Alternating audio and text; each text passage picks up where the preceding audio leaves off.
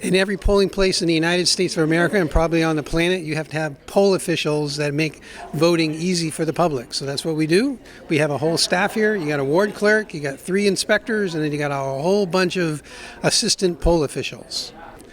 The fact is, I've been doing this for 15 to 20 years, and I've never seen it this slow. It's really slow. I'm pretty confident that the reason is that all of the elections are uncontested. So we only have one person running for school board, one person for city council. And see, that's what happens. When they're not contested, the public loses interest. Well, it's very difficult for them to actually be successful doing that. They have to be very well organized. But, it's a free country, and people are... I never discourage anyone from being politically active as long as they're not hurting anybody or anything like that.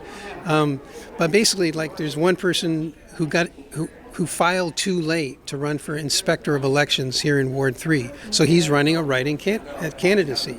And he's pretty confident that he did enough communication with the public that he'll get his vote. So it does work. We don't see a lot of that, but it does work if people are energized to do a good job with it. The public is very educated on issues here in Burlington. I don't know if it's like that everywhere, but it's my impression that voters are very aware of what they're voting on. As someone coming from elsewhere, people are extremely educated here.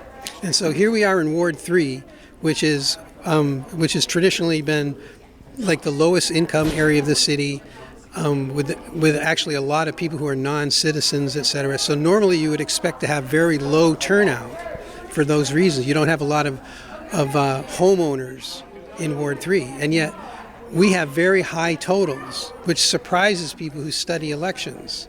But it's just basically, as I said, people are knowledgeable, they're enthusiastic about participating in the process, and so we just get more votes than most people would imagine.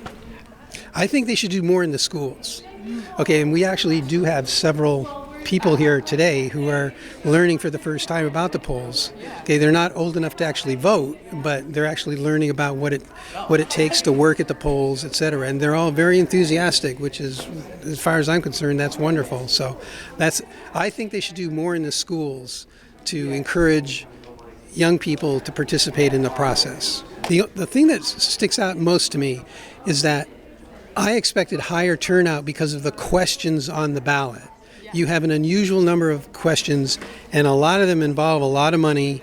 So I would have thought that the public would have turned out better, but they didn't. So for instance, when we pre-processed the mail-in ballots last week, we only processed 266, whereas in recent years we've been processing 1,000.